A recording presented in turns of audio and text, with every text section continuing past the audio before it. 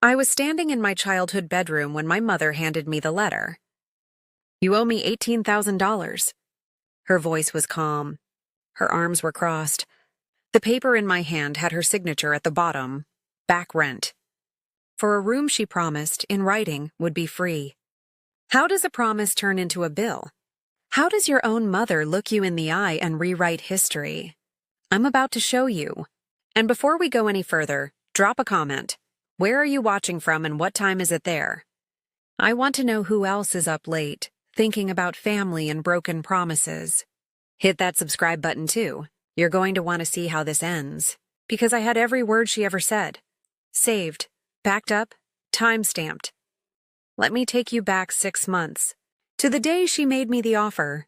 6 months earlier, I had my life together. Good job in digital marketing. My own apartment. Paid my bills on time. I was proud of that. Then the layoffs hit. My entire department, gone in one Zoom call. Severance barely covered 2 months of rent. I started freelancing, applying everywhere, but the market was brutal. My savings account bled out faster than I could refill it. That's when Mom called. "Honey," I heard. "I'm so sorry." Her voice was warm, concerned. She sounded like the mom I wanted her to be. "Why don't you move back home for a bit? Save your money. Get back on your feet." I hesitated. Mom and I had history. Boundary issues. Promises that evaporated when it suited her. But I was desperate. "What about rent?" I asked. "Rent? You're my kid. Stay here, rent-free, no strings. Just focus on finding work." I wanted to believe her. So I said yes. But I'm also a documenter. I save emails. I screenshot texts. Call it paranoia or call it pattern recognition. I screenshotted every message that night.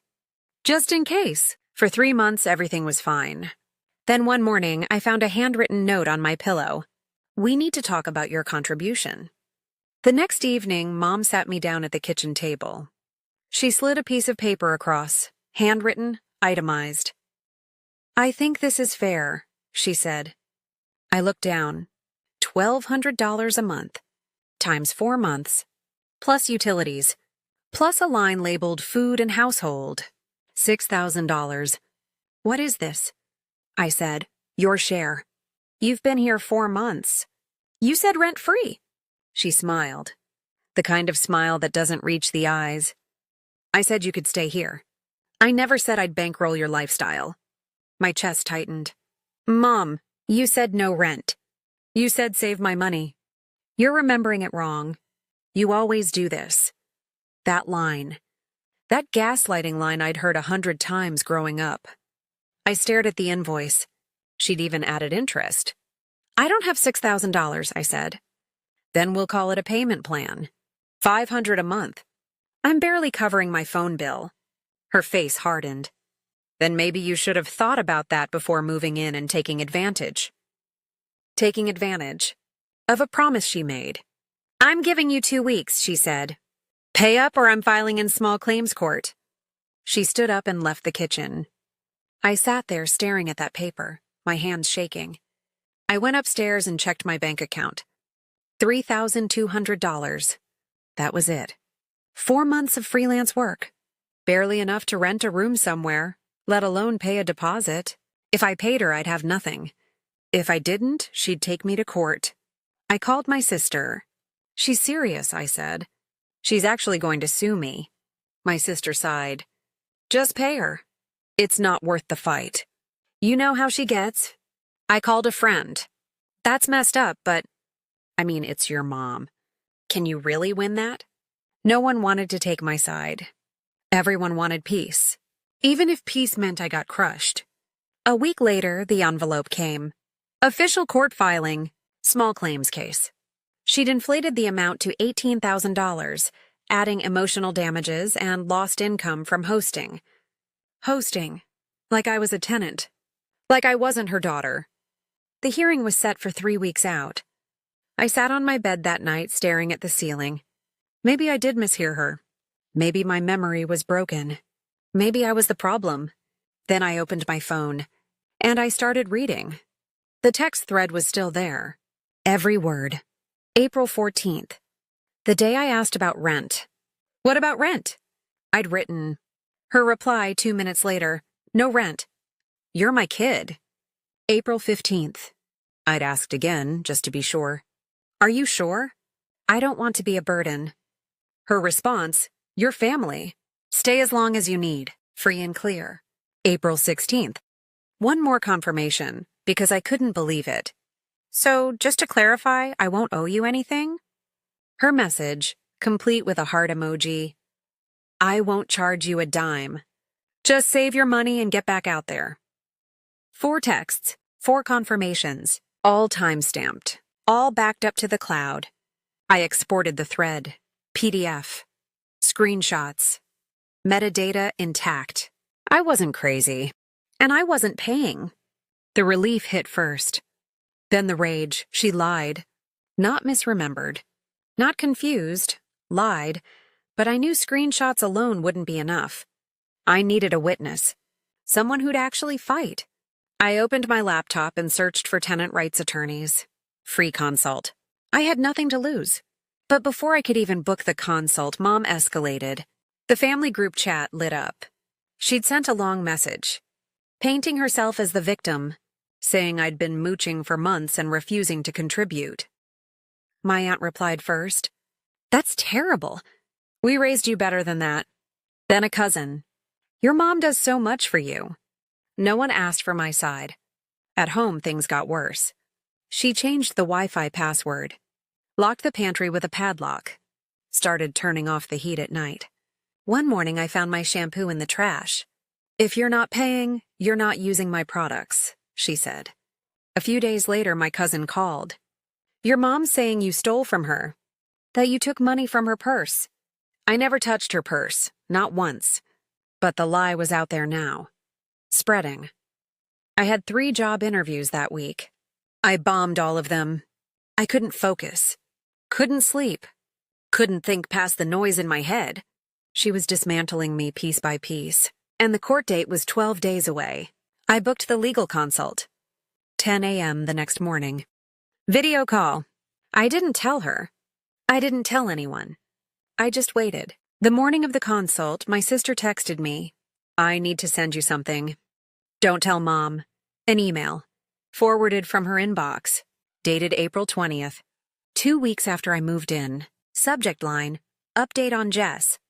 Mom had written it to my aunt. It's so nice having Jess home. I told her not to worry about rent. She needs the break. Family takes care of family. I read it 3 times. She told my aunt the exact opposite of what she was claiming now. My sister's note at the bottom. I believe you. She's lying. Use this. Then I remembered something else. I went into my voicemail archive. Cloud backup from April. There it was. A voicemail from Mom. 43 seconds. Left the day I moved in. I played it. Her voice chipper and warm. Hey, honey, just calling to say welcome home. This is your home now. No charge, no stress. Just rest and reset. Love you. No charge.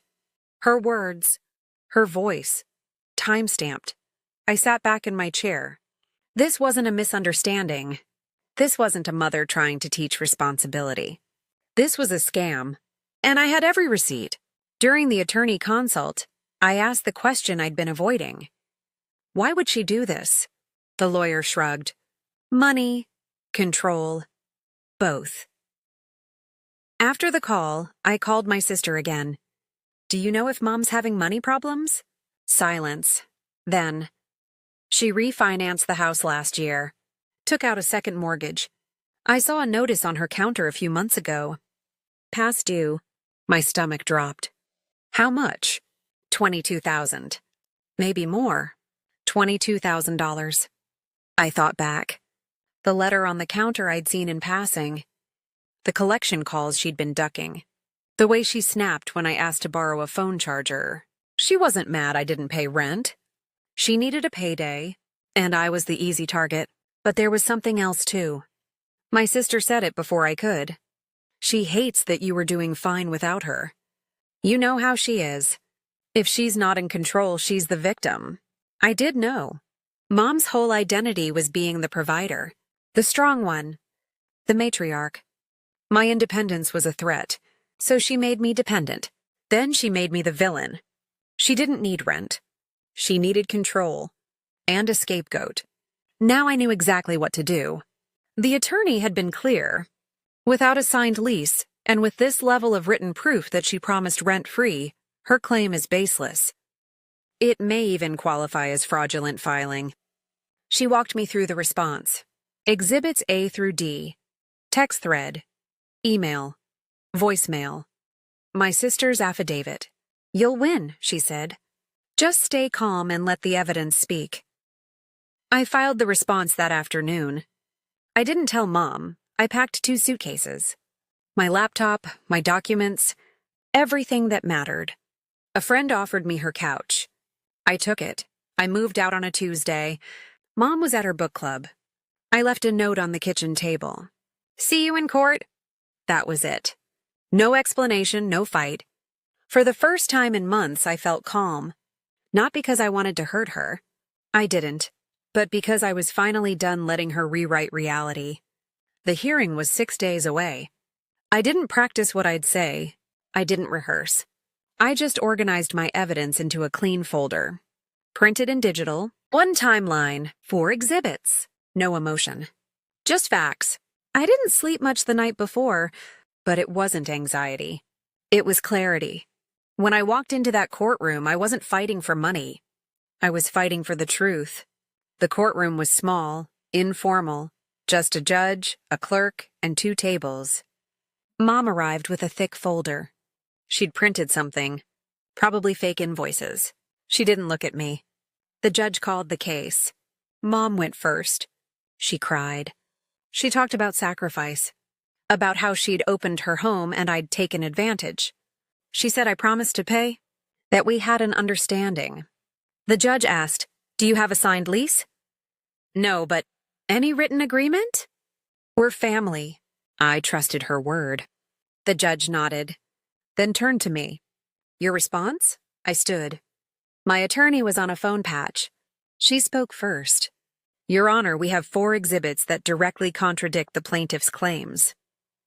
I handed the tablet to the clerk. She passed it to the judge. Exhibit A, the text thread. The judge read aloud. No rent, you're my kid. Mom's face went pale.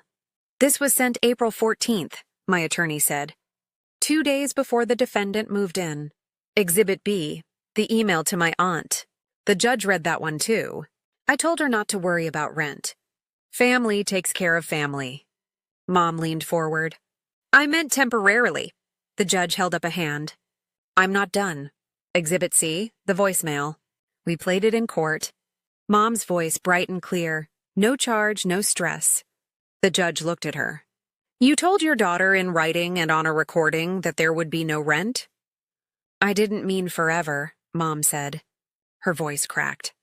Your words say otherwise. Exhibit D, my sister's affidavit, stating she'd heard the promise. Multiple times, the judge closed the folder. The claim is dismissed. With prejudice.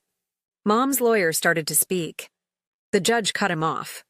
The plaintiff will pay the defendant's filing fee, $85. This is on record as a frivolous suit. If another claim like this is filed, sanctions will follow. The gavel came down. Mom didn't look at me as we left. I didn't look back. A month later, I signed a lease on a small 1-bedroom with a roommate. It was tight, but it was mine.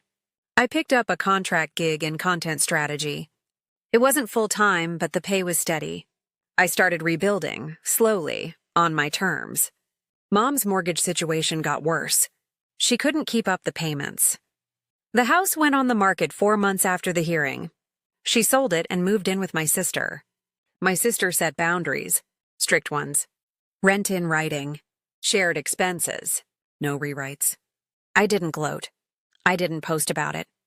I didn't tell the family group chat. I just let it be. I chose low contact, not no contact. I send a birthday card every year. I don't visit. I don't call. I don't send money. And I don't owe her my peace. My sister and I are closer now. She apologized for not standing up sooner. I told her I understood. Some relatives eventually reached out after hearing the full story. A few apologized. A few didn't. I'm okay with that. I started therapy a few months after the hearing. It helped, not because I was broken, but because I needed to process what it means to be gaslit by the person who raised you. Here's what I learned. She taught me something valuable, just not what she intended. She taught me that love without respect is just control, that boundaries aren't cruel, they're survival, and that the truth doesn't need a loud voice. It just needs receipts. I don't regret fighting back, but I also don't celebrate her loss. She made her choices. I made mine. I protected my peace the same way I protect my passwords. With backups. With documentation. With proof. And I'm still here. So here's my question for you. Have you ever had a family member flip a promise on you? What did you do? Fight it, walk away, or something else? Tell me in the comments. I read every single one. And if this story helped you feel a little less alone, hit that subscribe button. There are more stories like this. You're not crazy. You're not selfish for setting boundaries. And you're not alone. One last thing. This is a fictionalized dramatization for entertainment purposes. It's not legal or financial advice. If you're in a situation like this, talk to a real attorney in your area. Thanks for watching. I'll see you in the next one.